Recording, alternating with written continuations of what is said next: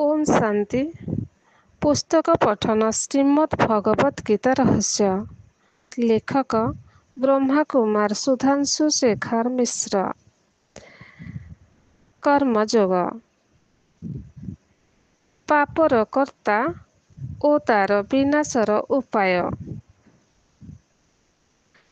काम एष क्रोध एष रजोगुण समुद्भवः महासन महात्पात्मं विद्धेन मिह वैरिणम् धूमेनाव्रियते वह्निं यथादशोमलेन च जथल्येनावृतो गर्भं तथा तेनेहमावृतम् आवृतं ज्ञानमेतेन ज्ञानिनो नित्यवैरिणा कामरूपेण कौन्तेय दुष्कृरेण नलेन च इन्द्रियाणि मनोर्बुद्धि रस्याधिष्ठानमुच्यते एते विमोह्यते स ज्ञानमावृत्य देहिनम् तस्मादमिन्द्रियाणादौ नियम्य भरतश्चर्व पापात्मं प्रजह्येनं ज्ञानविज्ञाननाशनम् इन्द्रियाणि पराण्याहुरिन्द्रियेभ्यः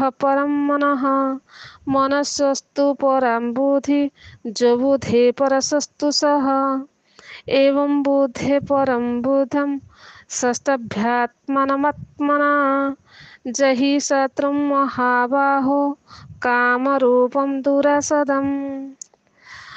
अर्थ ଏହା କାମ, ଏହା କ୍ରୋଧ, ଏହା ରଜୋଗୁଣରୁ ଉତ୍ପନ୍ନ, ସର୍ବଗ୍ରାସୀ, ଅତ୍ୟନ୍ତ ପାପପୂର୍ଣ୍ଣ।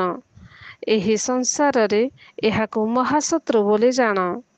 ଯେପରି ଅଗ୍ନି ଧୂଆଁ ଦ୍ୱାରା ଆବୃତ ହୋଇଥାଏ, ଦର୍ପଣ ମଇଳା ଦ୍ୱାରା ଆବୃତ ହୁଏ ଓ ଜରାୟୁ ଦ୍ୱାରା ଗର୍ଭ ଆବୃତ ହୁଏ, ସେହିପରି ସେହି କାମ ଦ୍ୱାରା ଏହି ଜ୍ଞାନ ଆବୃତ ହୁଏ।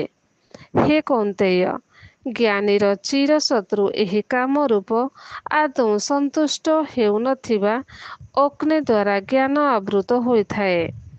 ଇନ୍ଦ୍ରିୟ ସମୂହ ମନ ଓ ବୁଦ୍ଧି ଏହି କାମର ଆଶ୍ରୟସ୍ଥଳ ବୋଲି କଥିତ ହୁଏ। ଏହି କାମ ଏମାନଙ୍କ ଦ୍ୱାରା ଜ୍ଞାନକୁ ଆବୃତ କରି ଜୀବାତ୍ମାକୁ ବିମୋହିତ କରେ। ହେ ଭାରତ ଶ୍ରେଷ୍ଠ, ତେଣୁ ତୁମେ ପ୍ରଥମେ ଇନ୍ଦ୍ରିୟମାନଙ୍କୁ ସଂଯତ କରି ଜ୍ଞାନ ବିଜ୍ଞାନ ନାଶକାରୀ ପାପ ସ୍ୱରୂପ ଏହି କାମକୁ ବିନଷ୍ଟ କର।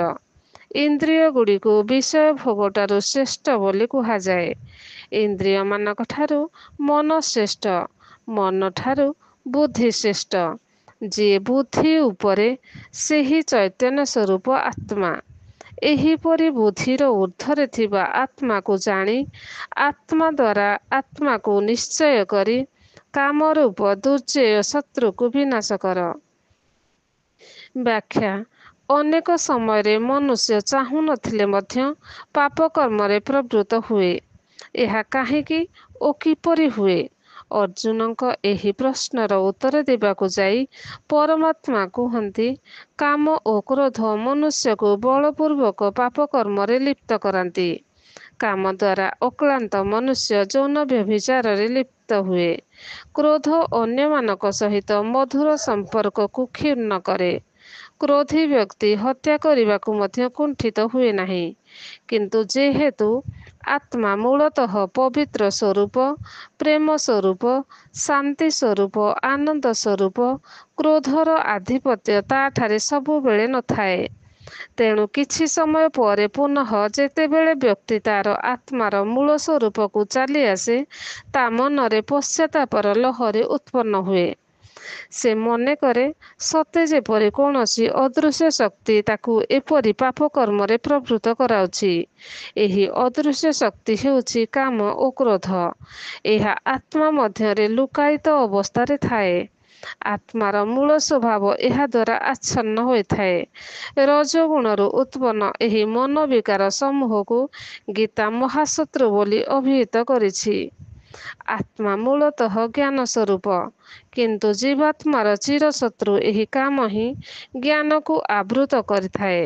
ଅଗ୍ନିରେ ଘୃତାଦି ସଂଯୋଗ କଲେ ଯେପରି ଆହୁତି ପ୍ରଜ୍ୱଳିତ ହୋଇଉଠେ, ସେହିପରି ବିଷୟ ଭୋଗ କାମ ବାସନାକୁ ପରିତୃପ୍ତ କରିବା ବଦଳରେ ଆହୁରି ତୀବ୍ର କରିଦିଏ।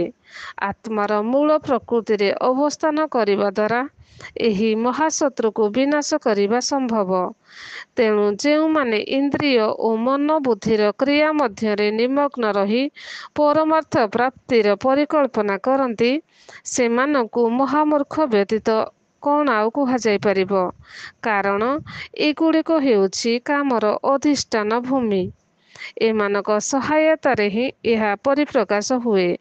ଏମାନଙ୍କ ବିନା ସହାୟତାରେ କାମ କ୍ରିୟାଶୀଳ ହେବା ସମ୍ଭବ ନୁହେଁ। ଆତ୍ମାର ମୂଳ ସ୍ୱରୂପ ଜ୍ଞାନକୁ ଏମାନଙ୍କ ସହାୟତାରେ କାମ ଆବୃତ କରି ରଖିଥାଏ। ତେଣୁ କାମକୁ ଜୟ କରିବାକୁ ହେଲେ ପ୍ରଥମେ ଏହା କବଳରୁ ମୁକ୍ତ ହେବାକୁ ପଡ଼ିବ। ଇନ୍ଦ୍ରିୟମାନଙ୍କୁ ବଶୀଭୂତ କରିପାରିଲେ କାମ ବାସନାର ବେଗ ସ୍ୱତଃ ପ୍ରଶମିତ ହୋଇଯିବ। ଏହାଦ୍ୱାରା ମନ ବୁଦ୍ଧି ମଧ୍ୟ ବଶୀଭୂତ ହେବ ଓ ବୁଦ୍ଧି ସହଜରେ ଈଶ୍ୱରୀୟ ଜ୍ଞାନକୁ ଧାରଣ କରିପାରିବ। ଇନ୍ଦ୍ରିୟଠାରୁ ଆତ୍ମା ଶ୍ରେଷ୍ଠ, କାରଣ ଏମାନଙ୍କ ଦ୍ୱାରା ହିଁ ଆତ୍ମା ବିଭିନ୍ନ କାର୍ଯ୍ୟ କରେ। ମନ ଓ ବୁଦ୍ଧି ଆତ୍ମାର ପର୍ଯ୍ୟାୟବାଚୀ, କାରଣ ଏଗୁଡ଼ିକ ଆତ୍ମାର ବିଭିନ୍ନ ଶକ୍ତିର ଅଭିବ୍ୟକ୍ତି ମାତ୍ର, ତେଣୁ ସ୍ୱତନ୍ତ୍ର ସତ୍ତା ନୁହେଁ। ଆତ୍ମାର ସଂକଳ୍ପ ଶକ୍ତିର ନାମ ମନ ଓ ନିର୍ଣ୍ଣୟ ଶକ୍ତିର ନାମ ବୁଦ୍ଧି, କିନ୍ତୁ ଏମାନଙ୍କ ଊର୍ଦ୍ଧ୍ୱରେ ଆତ୍ମା ହିଁ ଏକମାତ୍ର ସ୍ୱତନ୍ତ୍ର ସତ୍ତା। ଏହା ଅମର ଓ ଅବିନାଶୀ ଅଟେ। କର୍ମଯୋଗ ସମ୍ପନ୍ନ। ଓମ୍ ଶାନ୍ତି।